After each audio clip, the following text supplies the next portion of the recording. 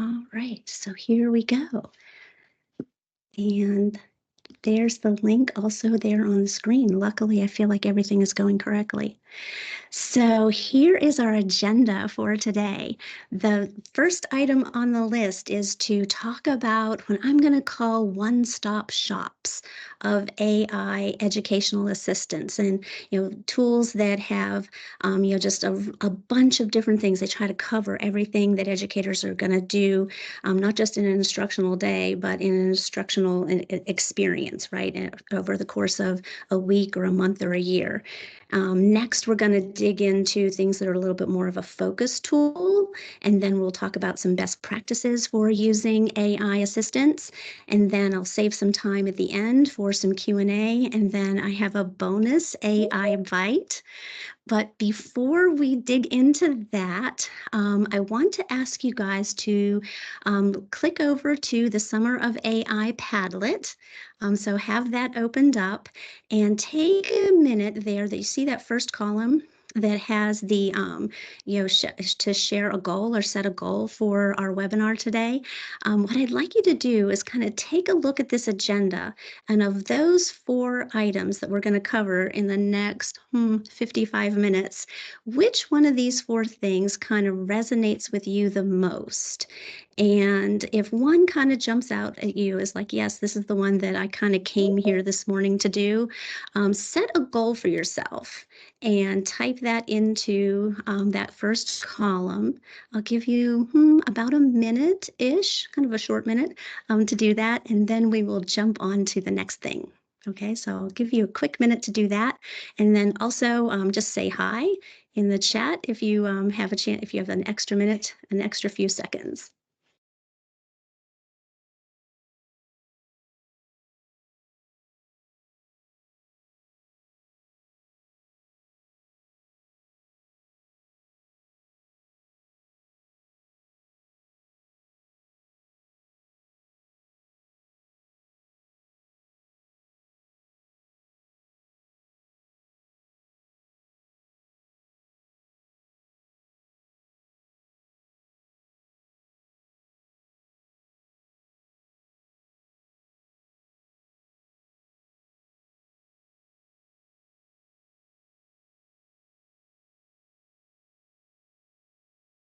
I'm going to snoop on your answers while you're typing.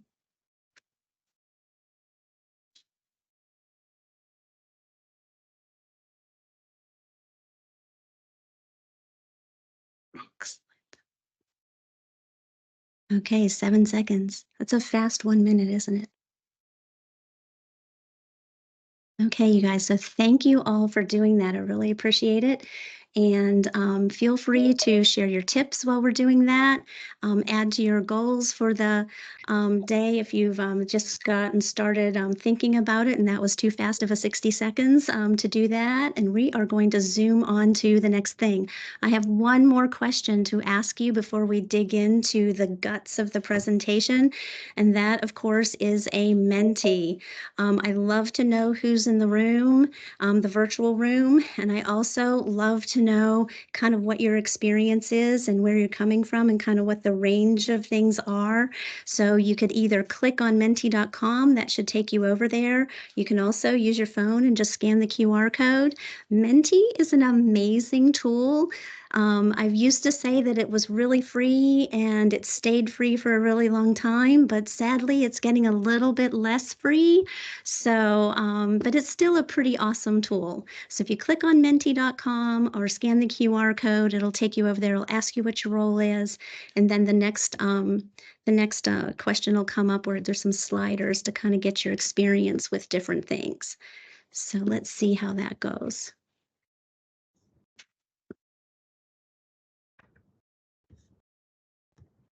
And hopefully, correct me if I'm wrong, but hopefully you are seeing the Menti on the screen. Is that true? Okay, great. Yep. Okay, thank you.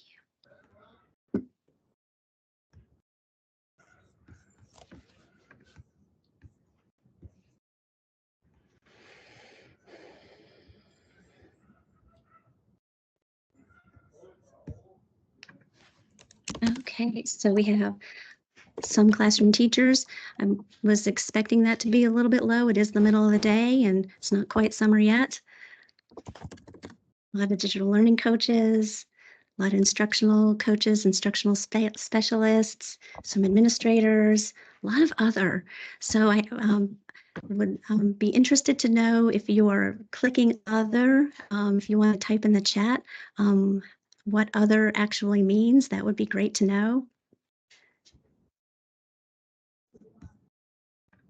And then I love the slider tool in Menti. It's great to see a slider in action. And when you hover over the slider, you can actually see what it looks like. So experience with our various tools. Okay, so expert prompt writers. We have some experts in the room. So experts in our Padlet, expert tips, people with some experience, definitely share your wisdom.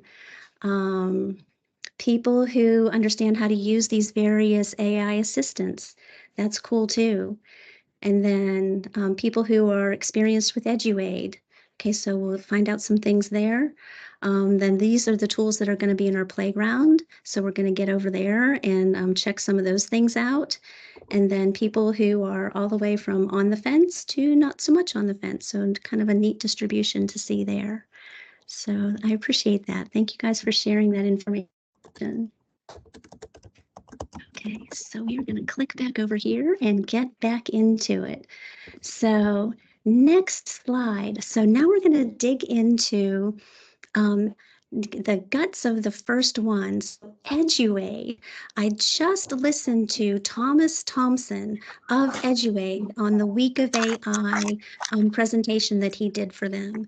And if you're on social media, I don't think you could have avoided the, not that you would want to avoid, but the Week of AI presentations that the EduGuardians put together last week. They had a presentation on everything. They were really amazing. So Thomas is the co-founder and also currently practicing social studies teacher, which I had no idea. That was news to me. And so I listened to him, and so a lot of this information I got from is updated as of last week. So Eduaide has a full host of resources for teachers and for educators, from educational instructional practices to behind the scenes administrative resources. And they organize it by instructional activities. So over the course of your day, you can go from very self-directed activities all the way to very teacher-directed activities. And it's designed that way to provide varying levels of independence. We'll jump over to actual Eduaide right now so that I can just kind of show you this. And then right here, we're going to dig into a very specific use case so I can kind of show you a little bit about how they've designed this to work. And then I'd like to save a little bit of time to just let you explore on your own. So let's jump over to Eduaide so I can show you how it looks. When you go to Eduaide, I'm already signed in, but you can also sign in and explore on your own as we do this. So I'm going to jump over there and show you how this looks.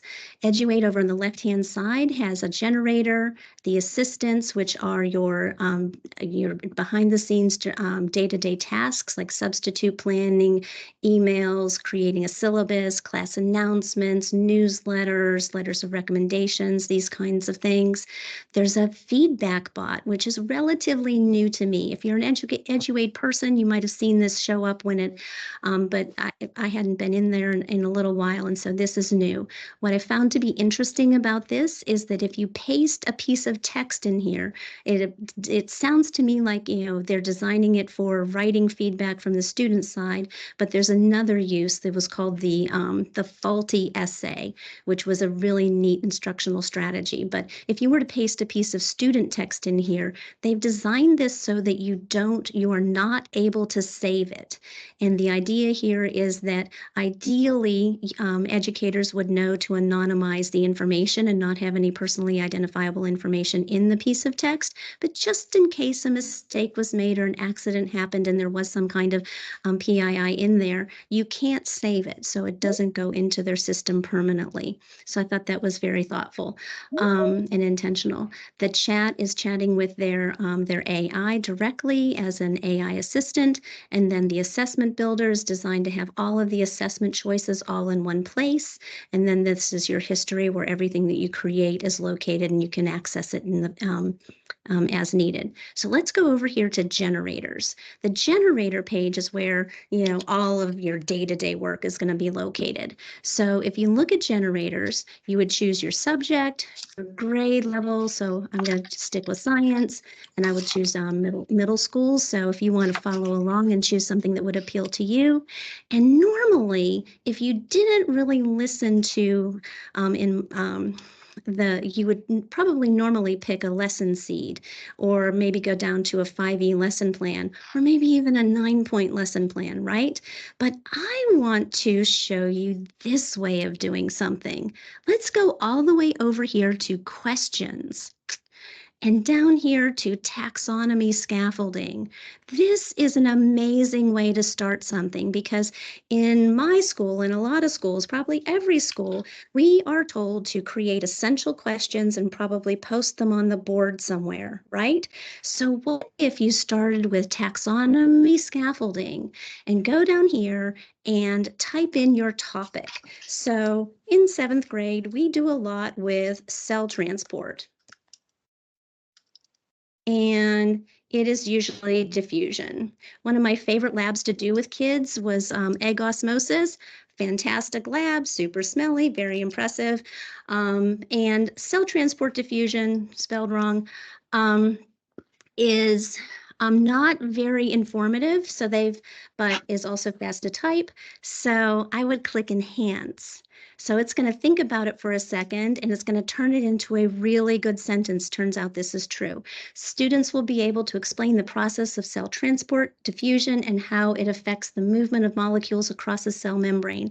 So that's accurate, and it fits my standard course of study, because as the human in the loop, I know what my standard course of study is. So I would add this to the workspace. So this is the process. You go to generator, you decide what you want to do, you highlight it, and then you type in the keyword or the topic or the keywords, and then you add it to your workspace. Then over here, it goes through and it analyzes it, and it creates all the levels of the Bloom's taxonomy, right? So as an instructional coach, or as a teacher, I'm looking at this and I compare it to my standard course of study standard, and I decide, does that standard require me to remember, comprehend, apply, analyze? Where is my standard actually located?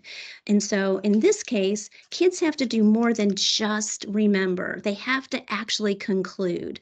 But I'm also thinking, where are they by the point that they're doing the egg osmosis lab? Have they gotten to remember? Have they gotten to apply? Where are they? So I'm going to decide that we're probably right here at apply. So I'm going to copy apply, and I'm going to go over here to, now I want to plan something, but I don't want it to write me a lesson plan right now. I want all the choices. So I'm going to pick lesson seed, and I'm going to take out topic or keyword now, and I'm going to paste in apply. I'm going to add that to my workplace or to my workspace, and it's going to go ahead and think about it for a second, and it's going to create a lesson seed for me. Under lesson seed, I get all the things. I get objectives, prior knowledge, cue sets, direct instruction strategies, practice sets, team-based activities, formative assessment, and deep questions. Now, if I were reading through all of those and taking a lot of time, I would, as the human, as the teacher with the expertise, I would make sure that I liked all of those things. And what's really, really cool about Eduaide is you can edit the workspace right on the screen. So you can click this edit button and you can scroll down here and you can say, prior knowledge. Students should have a basic understanding of cell structure and function. That's true. I agree with that. Students should be familiar with the concept of concentration gradients. I think that's true. So, but they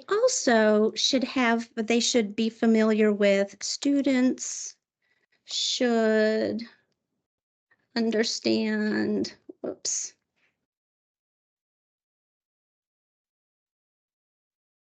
So I can add information to that. So they should understand cell diffusion, and I'm going to add that to it. So you can edit your workspace right on the screen. So now that I have this prior knowledge, I'm going to go down here and say, do I want to do a mini lecture? I think I do. So I would copy mini lecture and go over here and go up here to information objects, and maybe I want a direct instruction script. So that's the basic process for creating something in Eduaide. Okay. So I want to stop right there and go back to my screen and give you just a couple of minutes to do some exploring. And if you have some questions, then go ahead and post them in the chat. And after about 3 minutes, we're going to move on to MagicSchool.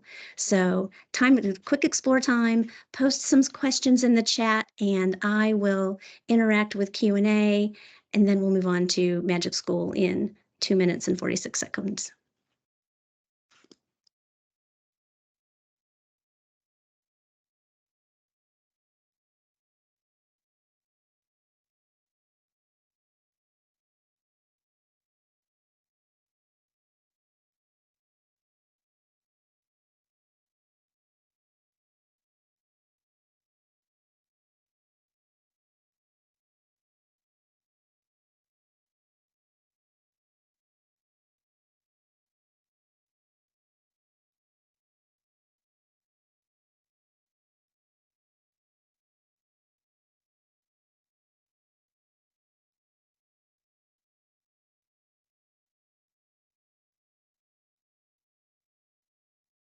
Stacy, do you see a question in the chat from Joshua? I do. Okay. So the question about doing a comparison between MagicSchool and Eduaide and the freemium versus and doing a comparison, it's really hard to pick one versus the other at this time because I feel like they're changing so quickly and individual use cases are so different. You'd really have to look at your own circumstances and decide how you're using it, how your educators are using it, and make that determination.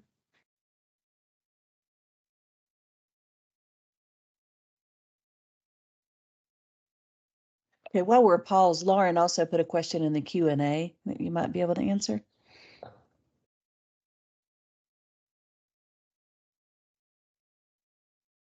She asked, is there a central hub where all the resources from the week of AI are housed to go back and explore? That's a good question. I have not seen a central location yet, but I know that Teacher Goals is where Amanda Fox is located. And so they may be compiling everything on that website. If I find it, I will probably make it into a Wakelet, to be honest.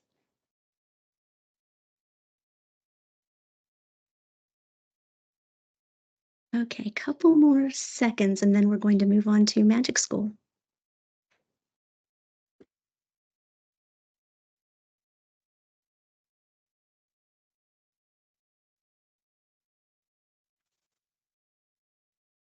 Okay, next on the list. Thank you guys for all of the questions and especially for the Padlet. I love the shares that are going on over there in the Padlet. So If you have a minute while we are moving on to Magic School and want to share a takeaway in the Padlet, there's a column for Eduaide, so feel free to share what you liked, what you found, and kind of capture your comments over there. That Padlet will kind of live forever. It's officially tied to this webinar.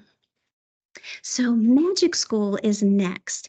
And again, it is also a one-stop shop. It has they're adding tools all the time to both the teacher side for the teacher assistant side, and then they also have the Magic School student side. So it is, again, one of those tools that is growing all of the time in terms of instructional tools and ideas for teachers. And similar to Eduaide, it also doesn't rely on just one LLM to do its work. They leave themselves open to choose the best AI for the task at hand. So in this first column here, they have just a quick overview of the types of tools and resources that they try to provide. So instructional materials to build custom lesson plans, rubrics, and assessment. So everything that you would need for your instructional day. There are a whole family of communications materials behind the scenes as well. They have an AI chatbot called Raina that you can interact with, that they have designed to be trained to be an educational AI. So it's a kind of a curated version of your chat experience. So let's dig into a specific use case for Magic School that would be the kind of designed to illustrate some of its capabilities. So we're going to click over to Magic School. And again, feel free to log in and explore, or you can follow along on the screen. So I am going to open this up, and you can see over here on the left-hand side, you have Magic Tools, and that's going to show you this screen full of choices. So these are all of the teacher choices that you have access to. And at first glance, sometimes you can think, wow, that's a lot. But you can do a lot with the search bar up here. This will give you everything. And then you have planning, content, questions, intellectual prep, student support, communication, and community tools. So these will filter all of your choices across the top. So if I click planning, then you can see it really narrows it down. So it makes it a little bit easier to take a look at, and then click all, it gets you back to the beginning. Another one of my favorite ways to find things is to just use the search. So if I'm looking for something that has to do with creating a lesson plan, then I just start typing in what I'm looking for in the search bar up here, and it'll filter things out so that I can find it, right? And then if you clear that out, and it'll bring you back to the main screen so all of your choices show back up. So it makes it really easy to navigate around. Over here on the left-hand side, you've got Raina, which is the educational chatbot. And when you click on that, it will bring up a screen that allows you to ask educational questions of this educational AI. Here's your output history. This is launched to students, so this takes you over to Magic School Student, which is not our topic today, so I'm going to skip by that. This takes you over to their social media page, some training resources, and some abilities to share and other things. So let's take a look at a use case where you can figure out how to see some of the features of Magic School. So we're going to start with first one of my favorite things, which is the Standards Unpacker. So I'm going to find it by literally typing in standards. And we've got Standards Unpacker will show up. So you open that one up and you come to this screen. So if you type in, I'm going to again start with 7th grade for 7th grade science. So you choose your 7th grade. And in this box, very open-ended, right? You go over here and let's get a standard. So I'm going to, I get to my standards one of two ways. If I'm in a webinar, I've got it over here in a document. But as a teacher, rather than have to memorize all my standards, you can see on my toolbar, I have them bookmarked. So you can actually go over to the standard course of study and find them and just click on them. And since the science standards were recently updated and we have to go, oops, and we have to go and find them, then you can go and get your standards in real time. So if you go over to your standards and find them that way, that's one way to do it, right? So we've got our 7th grade standards. I'm going to go get mine and copy them and then go back over here to Magic School. So it's a little free demonstration for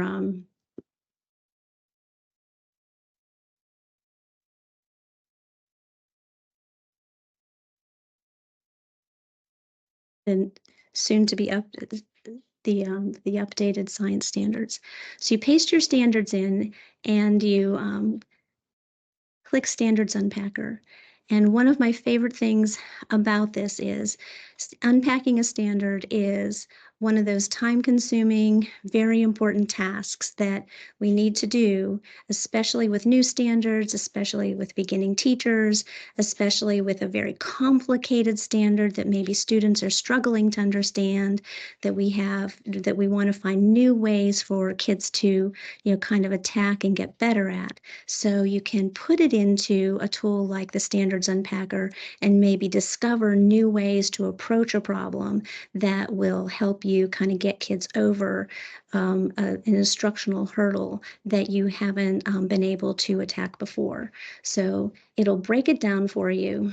It'll give you learning targets and then give you some instructional and assessment strategies that might prompt you to have new ideas that you hadn't had before. So once you get your learning targets, you can take those learning targets and copy them and go back over here to Magic Tools and do the next thing, which is go to your assessment strategies. So let's see if we want to create some assessment strategies for that learning target. So explain basic functions. It'll create some assessment strategies for you. So now we have our standards are unpacked and we have some assessment strategies. The next thing we can do is go over here to Magic Tools and we can think, well, maybe we want to create a personalized playlist for this. There's no tool right now in MagicSchool that creates a novice to mastery playlist per se for directly, but you can create a choice board and then use Raina to put those choices in order from less difficult to more difficult, or less rigorous to more rigorous, or more novice related tasks to more mastery related tasks. So if you go over here and you click choice board, and they're related to UDL, you have the same thing. You have your topic, you type in additional details that tell MagicSchool about your class. You type in all that information and you generate a choice board. Down at the bottom, you'll have access to Raina, and you can ask Raina to put them in order from novice to mastery. So by using a series of choices in a series of generators within MagicSchool, you can create an entire lesson that is customized to your students.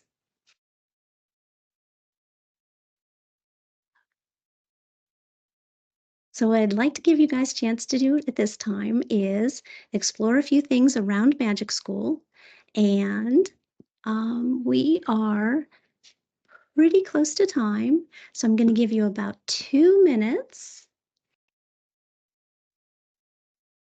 to explore, and if you have questions, I'll monitor the chat, and then we will go on to School AI.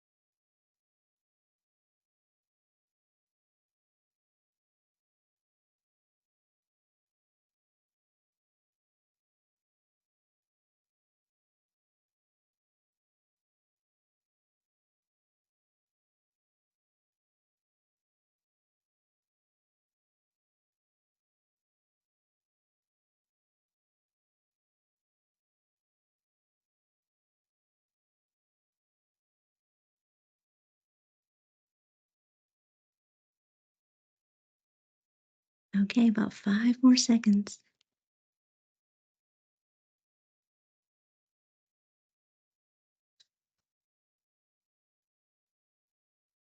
Okay, so our next tool is going to be School AI. And just a reminder, if you have some takeaways on this, um, share them over here on the Padlet. We've got a few takeaways. It's a really good point shared over here in the Magic School column about Raina. There are some limitations to that in that it is part of the paid features. And one of the ways that you can deal with that is to kind of double team it, create in Magic School, and then jump out to one of your regular LLMs and add some things there. So it's kind of a back and forth situation. I agree. I've run into problems where things haven't stayed free, and we're encountering a lot of that. Okay, so School AI. Now, if you have been paying attention to School AI, what I first came to know them for was their spaces because they were a student-facing product that you could have, you could create some bots that were designed to be used with students. But also, School AI has been working on creating tools for teachers to use for creating instructional materials. So we are going to jump into the tools side of School AI and see how those are working for teachers. They have created a whole host of things that are designed to be very teacher friendly and very flexible.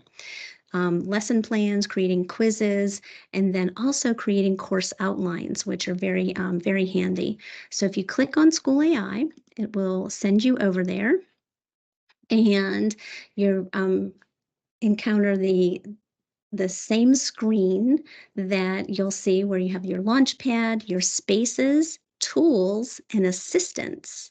So I am immediately signed in. So if you're not signed in right away, it might take you a second to get past the main screen and get signed in. But I'm going to click on this little button right here so I can go to the tools page.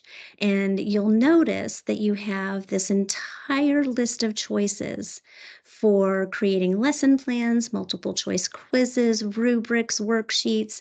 There's a build your own choice. The one that I want to show you is creating a course outline. So I'm going to go ahead and click on Generate for course outline, and it's very open-ended. So suppose the example that I was listening to last night, I was in the School AI Sandbox, which they have every Tuesday, and they share examples and then some of the things that they're working on next. So was a digital citizenship course. And the teacher who was sharing was saying that she was being moved from elementary to middle school and was being asked to take all of her elementary resources and middle schoolify them. And it was going to be a very big task for her. So she took all of her information, she had all of her resources, and she was going to use School AI to generate an entire new course for her. And when she uploaded it to her course, it created a course outline for her and all of the information. So it was a really neat task for her. So that was one of her favorite use cases for tools. The other really good use case was build your own, where it's a completely open-ended palette. You give it instructions, you can add your Common Core standards, and then upload a file. And you can add as many files as, at this time you can add one file, but they're working on giving you access to upload up to 10 files, and then click generate and it'll use your files as the resource base. So if you have PowerPoints or Google slide decks or PDFs, you can add those and it'll use those as the examples. So that is School AI. So I'm going to give you guys a couple of minutes to explore some of those choices. And then we are going to go to the AI playground next.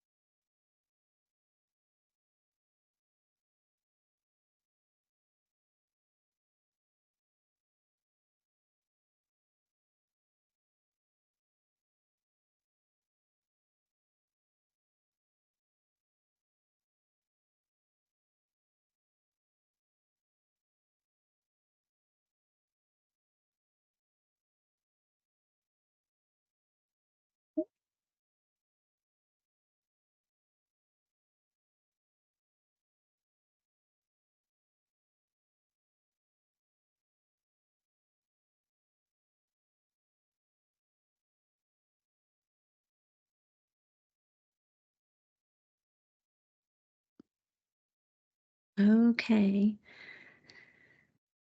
so we are checked in on the Padlet, and the comment about school AI is it's definitely known for their spaces, but I think they are working really hard to make their tools section very useful and to really provide a lot of great features in tools. So I'm keeping an eye on that one. So this last section is really a lot of tools that have a very focused use. So let's take a look at the AI playground. So we have a lot of things on here, and a little bit of free choice going on. So let's click on ball number 1, Goblin Tools. Very quick, very easy, very directed. So it's also known as Magic To Do. There's an app for it for iPhones and for iPads and tablet, or for iPhones or iPads, sorry. And very straightforward site. It is one of my favorites because it is billed as being for neurodivergent people, but as Donna Murray says, what is essential for some is often helpful for all. And I definitely find it helpful. You can put any information into this box and click either one of these buttons, and it will make it simpler. It will, if you use the judge box, you can enter your text and it will tell you whether or not it's a little bit too spicy. Is it a little, does it need to be formalized? Does it need to be clarified? It will, you can put information in here about what you have in your pantry, and it will suggest things that you could make for dinner. It's just a really neat, handy tool. You can put all of the things that you have to do for the day, and it will break them into simpler tasks. It's a very handy tool. So if you want to explore more about Goblin tools, you can take a few minutes to do that. The next tool that I want to tell you about is Diffit. If you have used Diffit, give a shout out in the chat. It's an amazing tool and very straightforward. When you click on Diffit, it will open up into, again, a pretty straightforward screen. It will take literally anything and give you a variety of resources. The first thing that attracted our teachers to it was the fact that you can put a piece of text that you have rights to, and it will create leveled text for you and resources for it. So you can also take a link to an article or a video that you have rights to, and it will create text for it. So I think the key word is you have to have rights to it. And you can select the grade level, you can translate it, and you can click generate resources. So that, and you need to be, I would caution that you do need to be logged in to do it. I've done this without being logged in, and it gives you kind of random results. So definitely make sure that you're signed in. So take a few minutes to explore Diffit. The next one is Brisk AI. Brisk is a Chrome extension. So when you sign into this one, it allows it sits down here in your Chrome browser, and when you're inside a document and you click on it, it will allow you to interact with the document and give comments on it, to interact with the document, to get resources related to the document. It is an excellent extension. And then last is QuestionWell. QuestionWell, again, is a very targeted site. It allows you to, its main focus is to generate questions. So when you go to QuestionWell, you can put in a topic, put in an essential question, and it will generate more questions related to that topic in just an endless supply, an endless variety of ways. So take a few minutes to explore those sites. And then the last one is Mystery Ball. And if none of those appeal to you, then click on Mystery Ball and see what's in there. And I am going to give you about 4 minutes to choose between those and do some exploring before we go to the Q&A and the bonus.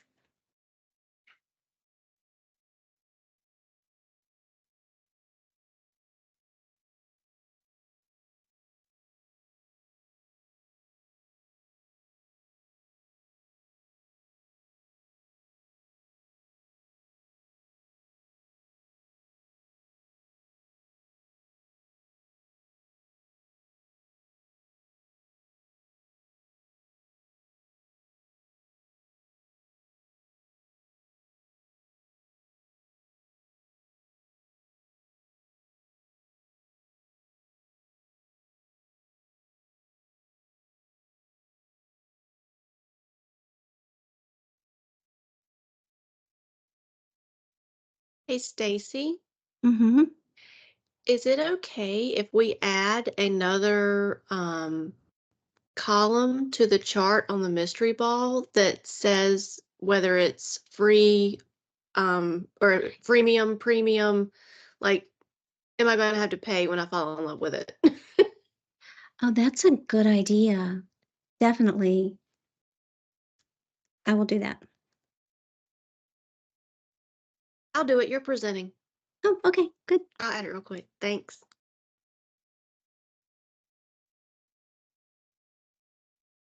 Okay. Okay, so I just, while we were talking, while we were exploring, reran a structure of the atom prompt that I'd been doing in QuestionWell, and I, was updating things over the weekend, and it made an improvement to it since I did it on Saturday. So again, AI. So QuestionWell is a very, well, all of them very dynamic, and they change all the time. So, we say in ed tech, we're constantly getting updates on our phones, and we're constantly getting updates to different things, but AI is changing so quickly. So a tool that maybe has some features that you wished it had on, a month ago, if you check back again, chances are that they may have made an improvement and it's there now. So it's very, very interesting. So let's just quick reminder, or quick just a little nudge, share your thoughts in the Padlet, and we are going to zoom on to the next thing. But before we go, just real quick, do you have some takeaways or some things that you want to, some questions that you have before we leave the tool discussion?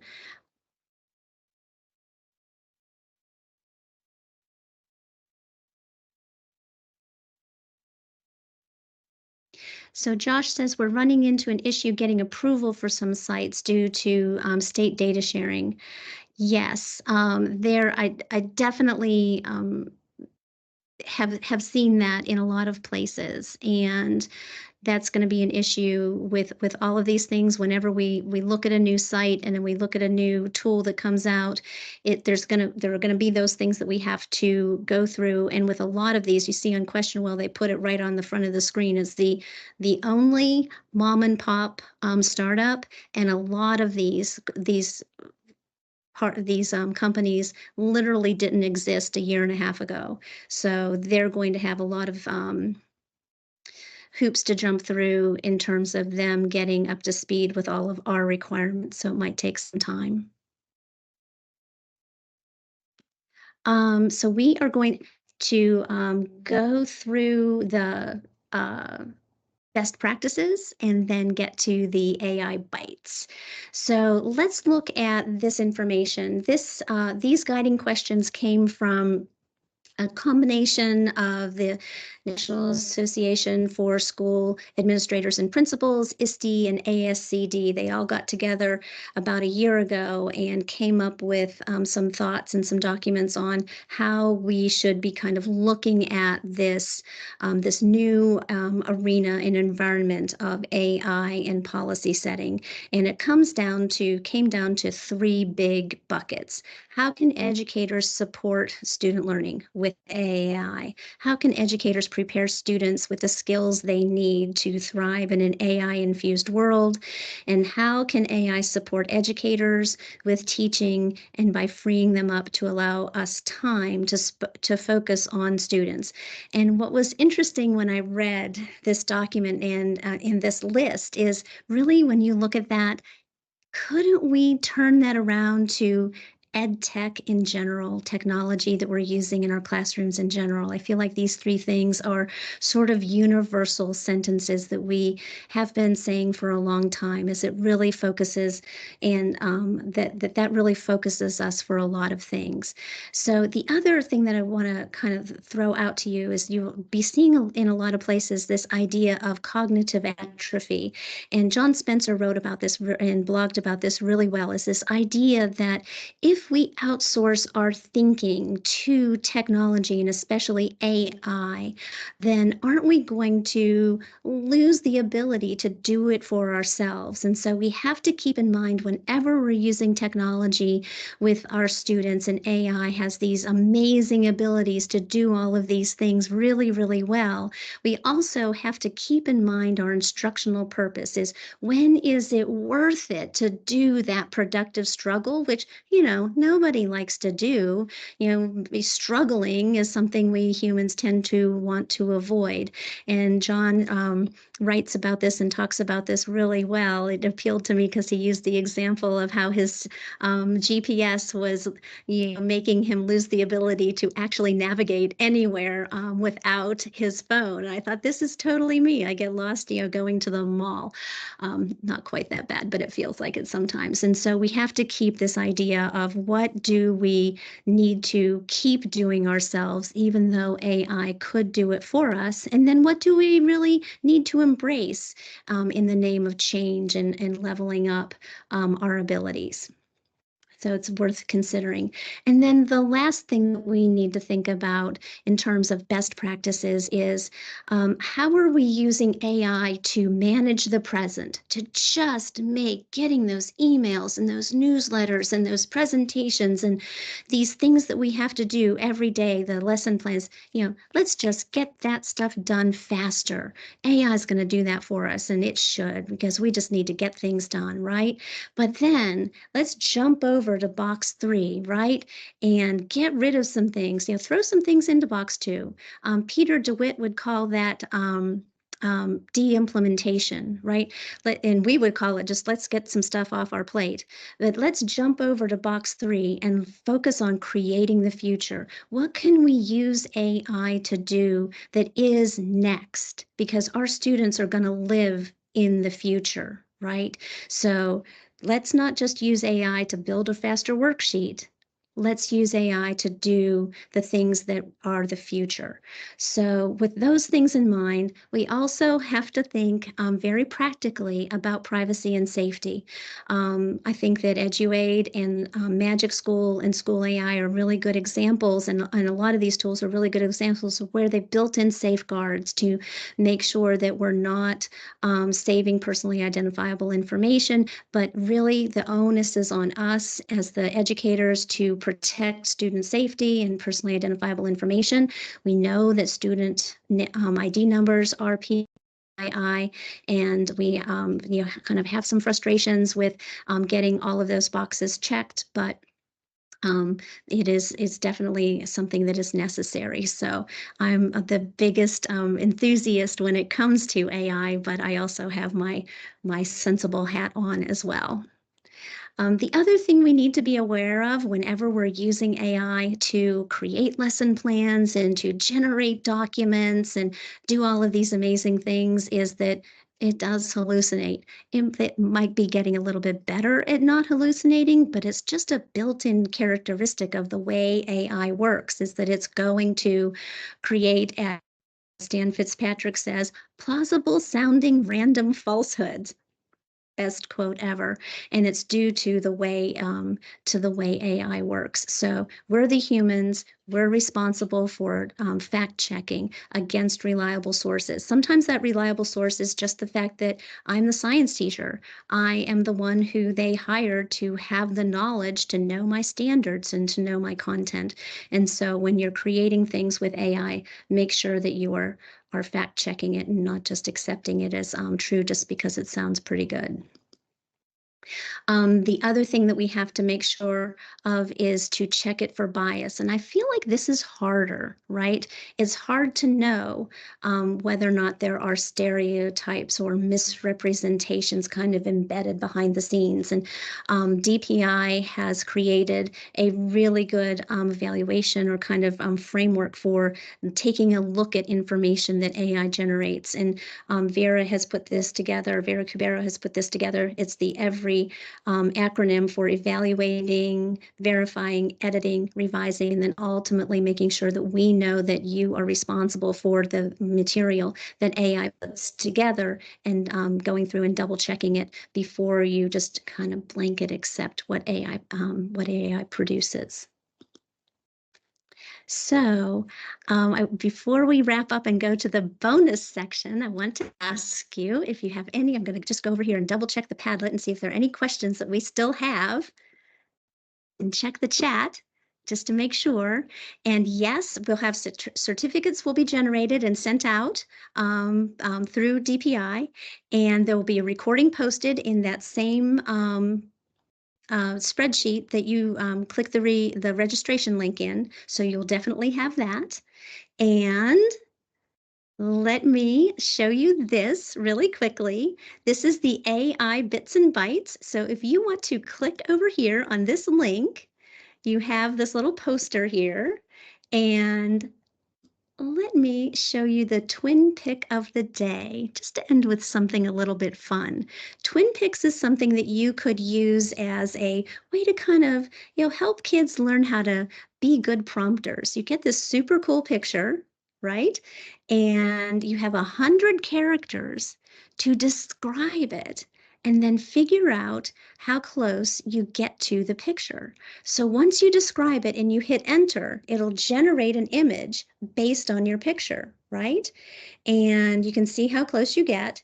And then once you once you do that, I'm not going to do it in real time because it'll take up our time, but you can click share, and don't worry, it won't actually share your information. But when you click share, it'll show you an analysis of why your prompt was close to the actual prompt. And so it'll give you a little bit of an analysis of how well you prompted AI. So I wanted to share Twin Pick with you as a super easy way to kind of teach yourself, or maybe work with your students on their prompting skills. Also some literacy skills in there, attention to detail, all kinds of good things. And there are also a lot of resources in here for you. These are all linked if you want to kind of use them for some, informal, quick PD with people. You can use them as is, or you can create your own and remix them. So there's some links in there for you. And a quick call to action to everybody. Every time you start something, just every day, you guys are working really hard. Ask AI, how can you help me to do this? And then also say, how can AI help me do this better? So that's my call to action to everyone. There are a lot of resources there at the end as well. And I want to thank you guys for being here at the very first Wednesday webinar for AI, the Summer of AI. And if there are any more questions, let me know. We'll chat in the chat. But thank you for being here, everybody. Stacy, somebody asked if you used an AI tool. I'm pretty sure it's Canva, but I will let you answer that to create the presentation. I used Canva, but I'm going to tell you, I pretty much created this on my own. Wherever I use an AI image generator, I put my prompt and I say created by, Canva Magic Media or something. But no, this was me in this Okay. case.